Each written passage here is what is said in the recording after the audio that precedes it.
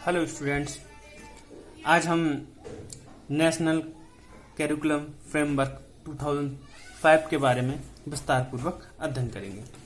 जैसा कि आप लोग जानते हैं कि राष्ट्रीय पाठचर्या का जो स्वरूप है वो 1975 में सबसे पहले आया था।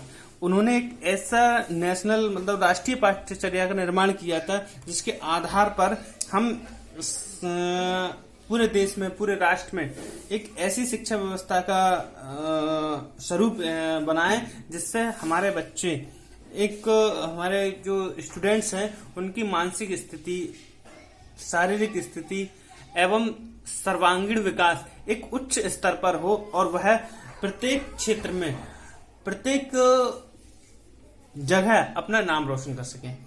तो ये राष्ट्रीय पाठचर्या का जो स्वरूप है वो 2005 का सबसे उत्तम स्वरूप में से एक माना जाता है। और इसका जो कहा जाए, जो नेशनल करिकुलम फ्रेमवर्क है वो प्रोफेसर यशपाल जी ने बनाया था। यशपाल जी ने ही उस समय लर्निंग विदाउट वर्डन नाम की एक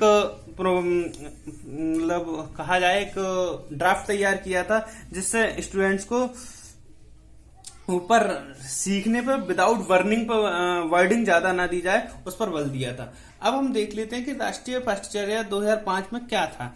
देख लीजिए, राष्ट्रीय पाठचर्या रूपरेखा 2005 को एक राष्ट्रीय शिक्षा प्रणाली का विकास करने के साधन के रूप में प्रस्तावित किया गया है। इसे दिसंबर 2005 में प्रकाशित किया गया। राष्ट्रीय पाठचर्या नेशनल करिकुलम की रूपरेखा या स्ट्रक्चर या फ्रेमवर्क 2005 में शिक्षक की भूमिका एक उत्प्रेरक, यानी कि कहा जाए तो केवल मोटिवेटेड के रूप में होगी।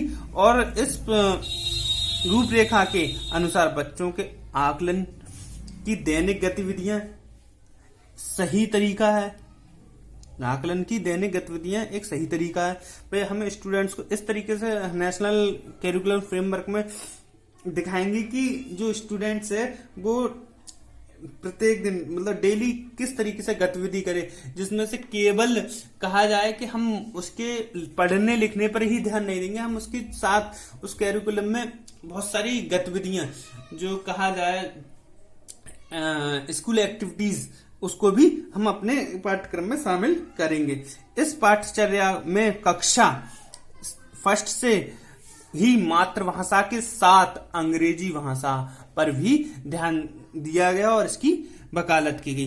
क्योंकि पहले जो हमारा पाठचर्या थी तो वो अंग्रेजी भाषा को 6 से कहा करते थे, और जो कुछ लोग कहा जाए हम में से कुछ लोग सरकारी एजुकेशन प्राप्त की हो, सरकारी प्राइमरी स्कूल में पढ़े हों, तो जानते हैं कि कक्षा 5 तक क्या होता था, अंग्रेजी की कोई बुक नहीं आती है और उसके बाद 6 से हमें अंग्रेजी सिखाई जाती है।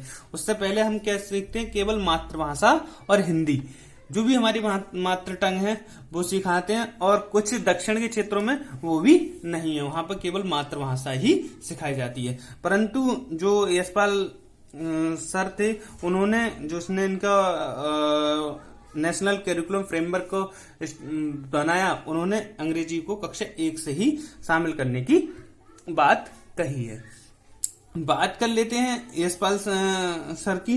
यशपाल सर का इसमें लर्निंग विदाउट वर्डन वाला इसमें स्ट्रक्चर में आ गया।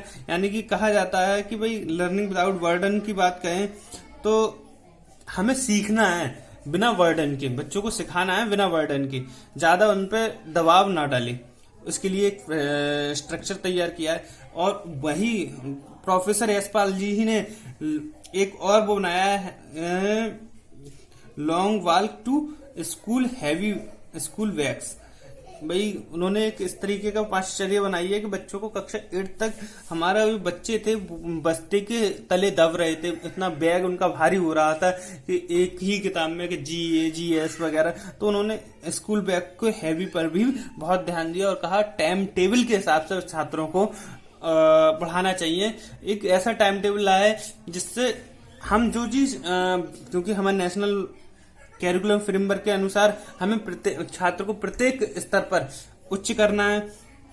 और इस उच्चता को पहुंचाने के लिए भाई हमें क्या करना होगा, भाई जो स्कूल बैग्स हैं, किताबें और नॉलेज के लिए हमें बहुत सारी चीजों की जरूरत तो होगी ही होगी।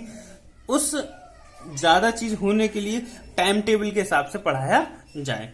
अब बात कर लेते हैं एनसीएफ 2015 17 स्टेट्स में इसे लागू किया गया था 2005 में, और प्रत्येक स्टेट को 10 लाख रुपए दिए गए थे, जिससे कि वो इस नेशनल पाठ्यचर्या को अपने स्तर से समझे और एक ऐसा पाठ्यक्रम लगाए जिसमें सभी राज्य उस पाठ्यक्रम के अनुसार अपने छात्रों को शिक्षित कर सकें, एजुकेटेड कर सकें। ये जो 10 लाख प्रत्येक राज्य, ये 22 लैंग्वेज में इस नेशनल कैरिकुलम फ्रेमवर्क को तैयार किया गया था। Clear.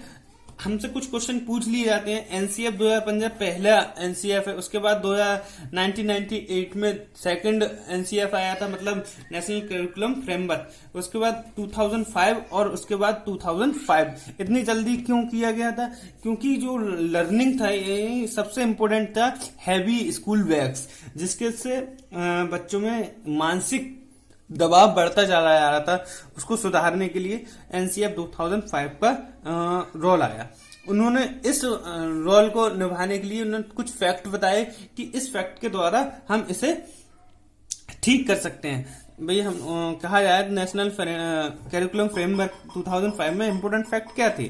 To shift learning from rote method, यानी कि उन्होंने कहा कि भाई हमें लर्निंग जो है इस तरीके से करना चाहिए कि जो मेथड है हमारे नोट करने की मेथड है उस पर आ जाए। क्लियर।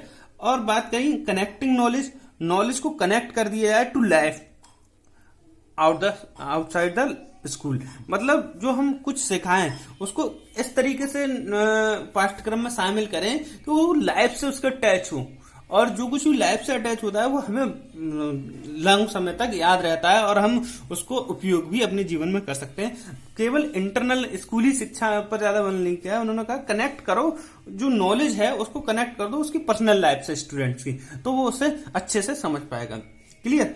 उसके बाद हम कहते हैं टू इंटीग्रेट एग्जामिनेशन, भाई हमें एग्जाम को किससे जोड़ना है? Into the classroom. ऐसा नहीं है कि हमें हाफरली एग्जाम पे एनुअल एग्जाम है उसी से हम बच्चे की क्षमता जाने। हमें क्या करना है, जो छात्र है उसे इंटीग्रेट करना है एग्जाम से इन क्लासरूम में ही उसे जोड़ दो। और हम कहते हैं learning and make it's more flexible, learning को इस तरीके से कर दीजिए कि जो सीखना है वो बहुत ज्यादा फ्लेक्सिबल हो जाए। क्लियर। उसके बाद जेपी नायक थे, इसी समिति के सदस्य थे। उन्होंने इसको नेशनल करिकुलम फ्रेमवर्क में 3 बातों पर बहुत विशेष ध्यान दिया: क्वालिटी, क्वांटिटी और इक्वालिटी